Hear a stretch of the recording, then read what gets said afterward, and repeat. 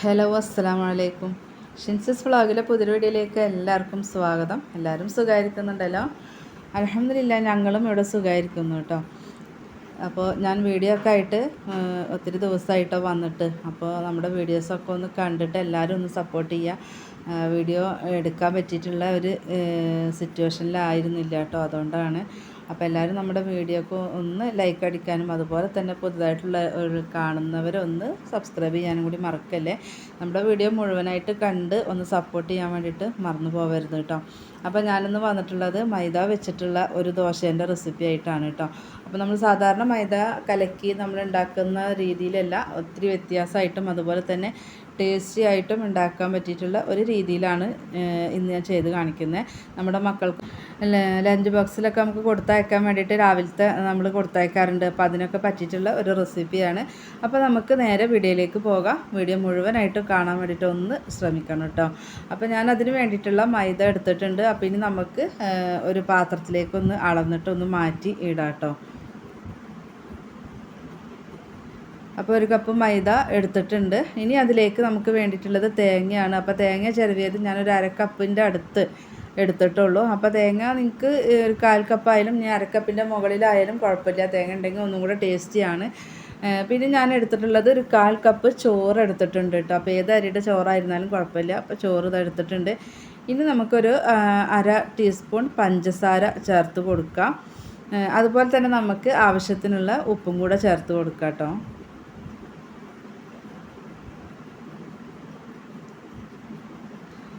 ഉപ്പ് ചേർത്ത് കൊടുത്തിട്ടുണ്ട്. നമുക്കിതൊന്ന് അരച്ചെടുക്കണം. അപ്പോൾ അതിന് വേണ്ടിയിട്ട് ആദ്യം തന്നെ നമുക്കിത് 1 കപ്പ് വെള്ളം ഞാൻ ഒഴിച്ചു കൊടുക്കുന്നുണ്ട്. ആ 1 കപ്പ് വെള്ളം 1.5 കപ്പ് വെള്ളം ഒഴിച്ച് കൊടുത്തിട്ട് നമുക്കിതൊന്ന് മിക്സ് ചെയ്തിട്ടൊന്ന് യോജിപ്പിച്ചെടുക്കാം കേട്ടോ. നമുക്കതൊന്ന് മിക്സിയിലിട്ടൊന്ന് അരച്ചെടുക്കാൻ വേണ്ടിയിട്ടാണ്. അപ്പോൾ അത് നന്നായിട്ട് തന്നെ ഒന്ന് മിക്സ് ചെയ്ത് കൊടുക്കുന്നുണ്ട്. അപ്പോൾ പൊടി നമ്മുടെ മിക്സിയിലൊന്ന് അരഞ്ഞ് കിട്ടണം. അപ്പോൾ ആ രീതിക്കാണ് കേട്ടോ ഒന്ന് മിക്സ് ചെയ്യേണ്ടത്. അപ്പോൾ ഇനി നമുക്കിത് മിക്സിയുടെ ജാറിലിട്ട് കൊടുത്തിട്ട് ഇത് നന്നായിട്ട് തന്നെ ഒന്ന് അരച്ചെടുക്കുക. അപ്പോൾ ഞാനിത് മിക്സിയുടെ ജാറിലിട്ട് കൊടുത്തിട്ടുണ്ട്. ഇനി നമുക്ക് അരച്ചെടുക്കാം. അപ്പോൾ നിങ്ങൾക്ക് അരയ്ക്കുന്ന സമയത്ത് വെള്ളത്തിൻ്റെ ആവശ്യം ഉണ്ടെങ്കിൽ ചേർത്ത് കൊടുത്താൽ മതി, എന്നിട്ട് അരച്ചെടുത്താൽ മതി കേട്ടോ. അപ്പോൾ അത് ഞാൻ നന്നായിട്ട് തന്നെ അത് അരച്ചെടുത്തിട്ടുണ്ട് കേട്ടോ. അപ്പോൾ നല്ലോണം തന്നെ അരിഞ്ഞ് കിട്ടണം. ആ ഒരു ചോറൊക്കെ അരിഞ്ഞ് ചേരണം കേട്ടോ. ഇനി നമുക്കിതിൻ്റെ വെള്ളത്തിൻ്റെ ഒരു പാകമൊക്കെ ഒന്ന് നോക്കാം കേട്ടോ. നിങ്ങൾ അരച്ചെടുക്കുന്ന സമയത്ത് എങ്ങനെയാണ്, വെള്ളം കൂടുതലാണ് പിന്നെ വെള്ളം ചേർക്കണ്ട. അപ്പോൾ ഇപ്പോൾ നമ്മൾ അരച്ചെടുത്തിട്ടുള്ള ഈ ഒരു കൂട്ടുണ്ടല്ലോ, ഈ ഒരു മാവ് കറക്റ്റാണ് കേട്ടോ. നമ്മൾ ഇനി ഇതിൽ വെള്ളമൊന്നും ചേർക്കുന്നില്ല. അപ്പോൾ അതുകൊണ്ട് മിക്സർ ജാറിലുള്ളതൊക്കെ നന്നായിട്ട് തന്നെ വടിച്ചെടുത്തിട്ടുണ്ട്. അപ്പോൾ ഇനി നമുക്ക് ഇതിലേക്ക് ഒരു 1/4 ടീസ്പൂൺ മുഴുവനായിട്ടും വേണമെന്നില്ല ബേക്കിംഗ് സോഡ ചേർത്ത് കൊടുക്കുന്നുണ്ട്. നമ്മളിത് ഇപ്പോൾ തന്നെ ചുട്ടെടുക്കാൻ വേണ്ടിയിട്ടാണ് കേട്ടോ. അത് അരച്ചെടുത്തിട്ട് അപ്പോൾ തന്നെ ചുട്ടെടുക്കാൻ വേണ്ടിയിട്ടാണ്. ടൈം ഉണ്ടെങ്കിൽ നിങ്ങൾക്ക് ഒരു അരമണിക്കൂറൊക്കെ മാറ്റി വെക്കണമെങ്കിൽ ഒന്ന് മാറ്റി വെക്കാം. അപ്പോൾ അത് ഞാനൊരു 1/4 ടീസ്പൂൺ 2-3 നുള്ള് ബേക്കിംഗ് സോഡ ചേർത്ത് കൊടുത്തിട്ടുണ്ട്. ബേക്കിംഗ് സോഡ ചേർത്തിട്ട് ഇത് അതുപോലെ നന്നായിട്ട് തന്നെ ഇളക്കി കൊടുക്കണേ. നന്നായിട്ടൊന്ന് ഇളക്കി യോജിപ്പിച്ചിട്ടുണ്ട് കേട്ടോ. അപ്പോൾ ഇനി നമുക്ക് ദോശ ചുട്ടെടുക്കാം. അപ്പോൾ അതിന് വേണ്ടി ഇതാ ഞാൻ അടുപ്പത്ത് നമ്മുടെ ദോശച്ചട്ടിയൊക്കെ വെച്ച് കൊടുത്തിട്ടുണ്ട് കേട്ടോ. ദോശച്ചട്ടി നന്നായിട്ട് തന്നെ ചൂട് വേണം കേട്ടോ. അപ്പോഴാണ് നമ്മുടെ ഈ ഒരു ദോശേൻ്റെ ആ നടുഭാഗത്തൊക്കെ ഇങ്ങനെ ഹോൾസൊക്കെ വന്നിട്ട് നല്ല സൂപ്പറായിട്ട് വരുള്ളൂ.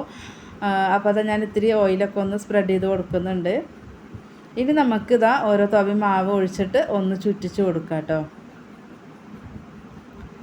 ഇതുപോലെ ഒന്ന് പരത്തിയിട്ടാണ് ഞാൻ ചെയ്തിട്ടുള്ളത്. ഇങ്ങനെ പരത്തി ചെയ്യുമ്പോൾ ഒന്നുകൂടെ നമുക്ക് നല്ല ടേസ്റ്റി ആയിട്ട് കിട്ടും. പിന്നെ നമ്മുടെ മക്കൾക്കൊക്കെ സ്കൂൾക്ക് കൊടുത്തയക്കാനും ഒക്കെ പറ്റിയിട്ടുള്ള ഒരു ദോശയാണ്. അപ്പോൾ ഇത് നമുക്ക് ചൂടോടുക്കനെ കഴിക്കുമ്പോൾ ഇനിയിപ്പോൾ കറി ഇല്ല എന്നുണ്ടെങ്കിലും ചൂടോടുക്കനെ കട്ടൻ ചായയുടെ കൂടെ കഴിക്കാനും അടിപൊളിയാണ് കേട്ടോ. ആ ഒരു തേങ്ങയും ചോറൊക്കെ ചേർത്തതിൻ്റെ പേരിൽ.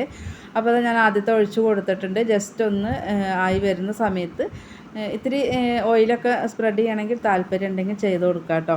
അപ്പോൾ അതൊന്ന് മൂടി വെച്ചിട്ടുണ്ടായിരുന്നു. ഇനി നിങ്ങൾക്ക് മൊരിപ്പിക്കലൊക്കെ നമ്മുടെ ഇഷ്ടത്തിനാണ്. പിന്നെ ഇത് നന്നായിട്ട് മൊരിഞ്ഞാണ് കിട്ടേണ്ടത് വെച്ചെങ്കിൽ അതിനനുസരിച്ചിട്ട് വേവിച്ചെടുത്താൽ മതി. അപ്പോൾ ഇതാ നമ്മുടെ ആദ്യത്തെ ആയിട്ടുണ്ടായിരുന്നു. അപ്പോൾ ഞാനിത് അടുത്തതും ഒഴിച്ച് കൊടുക്കുകയാണ്. അപ്പോൾ ഇതൊരു തവി മാവ് ഒഴിച്ച് കൊടുത്തിട്ട് ഇതുപോലെ ആ ഒരു തവി വെച്ചിട്ട് ഒന്ന് പരത്തി കൊടുക്കുന്നുണ്ട്. നമ്മൾ സാധാരണ ഉഴുന്ന് ദോശയൊക്കെ ഉണ്ടാക്കുമ്പോൾ നമ്മുടെ ആ ഒരു ദോശയ്ക്ക് ഉണ്ടാവില്ല ഹോൾസൊക്കെ വരുന്ന ആ രീതിക്ക് തന്നെയാണ് കേട്ടോ. അപ്പോൾ നമ്മുടെ അടുപ്പിൻ്റെ ആ ഭാഗത്ത് നമ്മൾ ക്യാമറ വെച്ച് ചെയ്യുന്ന സമയത്ത് നമുക്ക് ഒരുപാട് അങ്ങോട്ട് ക്ലിയർ ആയിട്ട് കിട്ടണില്ല. അപ്പോൾ അതുകൊണ്ടൊക്കെ തന്നെയാണ് കേട്ടോ അപ്പോൾ ഞാൻ വീഡിയോ ചെയ്യാതിരിക്കുന്നത്. അപ്പോൾ നമുക്ക് ബാക്കിയുള്ളതും കൂടെ ഒന്ന് ചുട്ടെടുക്കാം കേട്ടോ.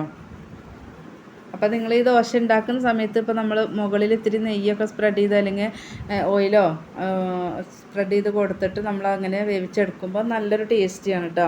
മക്കൾക്ക് ഇഷ്ടപ്പെടും. അങ്ങനെ ആകുമ്പോൾ ഇത്തിരി നെയ്യൊക്കെ ആണെങ്കിൽ വളരെ നല്ല ടേസ്റ്റി ആയിരിക്കും. അപ്പോൾ ഇതിൽ ഹോൾസ് എത്രത്തോളം ക്യാമറയിൽ കാണാൻ പറ്റുന്നുണ്ടെന്ന് മനസ്സിലാവുന്നില്ല. അപ്പോൾ എന്തായാലും ഇതാ ഹോൾസൊക്കെ വന്നിട്ടുണ്ട് കേട്ടോ. അപ്പോൾ അതിൻ്റെ മുകളിൽ ഇതാ ഇത്തിരി നെയ്യൊന്ന് എണ്ണ ഒന്ന് സ്പ്രെഡ് ചെയ്ത് കൊടുത്തിട്ടുണ്ട്. എന്നിട്ടൊന്ന് മൂടി വെച്ച് കൊടുക്കുന്നുണ്ട്. അപ്പോൾ നമ്മളുടെ ആ ഒരു ഒഴിച്ചതും ആയിട്ടുണ്ട് കേട്ടോ. അപ്പോൾ ഞാൻ വല്ലാണ്ട് അങ്ങോട്ട് മൊരിപ്പിച്ചിട്ടൊന്നുമില്ല. അപ്പോൾ നിങ്ങൾക്ക് മൊരിഞ്ഞ ദോശയാണ് താല്പര്യമെങ്കിൽ അങ്ങനെ മൊരിപ്പിച്ചെടുത്താൽ മതി.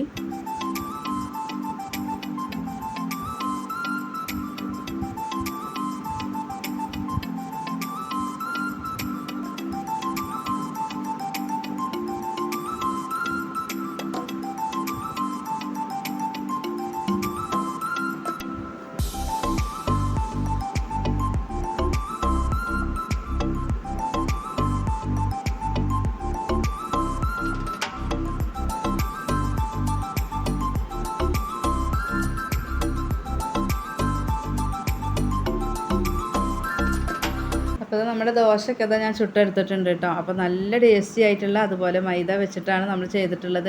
മൈദ വെച്ചിട്ട് നമ്മൾ എന്നൊന്നും ദോശയൊന്നും ഉണ്ടാക്കില്ല. അപ്പോൾ ഉണ്ടാക്കുന്ന സമയത്ത് നിങ്ങൾ ഇതുപോലെ ഒന്ന് ഉണ്ടാക്കി നോക്കുക കേട്ടോ. നമ്മൾ സാധാരണ മൈദ വെറുതെ ഇങ്ങനെ കുറുക്കി കലക്കി എടുത്തിട്ട് നമ്മൾ ചട്ടിയിൽ ഇതുപോലെ ചുറ്റിച്ചെടുക്കാറുണ്ട്. അപ്പോൾ അതിൽ നിന്നും വ്യത്യസ്തമായിട്ടുള്ളൊരു രീതിയിലാണ് ടേസ്റ്റും അതിൻ്റെ ടേസ്റ്റും വ്യത്യാസമാണ് കേട്ടോ. അപ്പോൾ എല്ലാവരും ട്രൈ ചെയ്ത് നോക്കുക കേട്ടോ. അപ്പോൾ നമ്മുടെ വീഡിയോസ് കാണുന്നതിൽ പുതുതായിട്ടുള്ള കൂട്ടുകാരുണ്ടെങ്കിൽ ഒന്ന് സബ്സ്ക്രൈബ് ചെയ്തിട്ട് സപ്പോർട്ട് ചെയ്യണം കേട്ടോ. വീഡിയോസ് കണ്ടുകൊണ്ടിരിക്കുമ്പോൾ ഒന്ന് ലൈക്കും കൂടെ അടിക്കാൻ വേണ്ടിയിട്ട് മറക്കല്ലേ.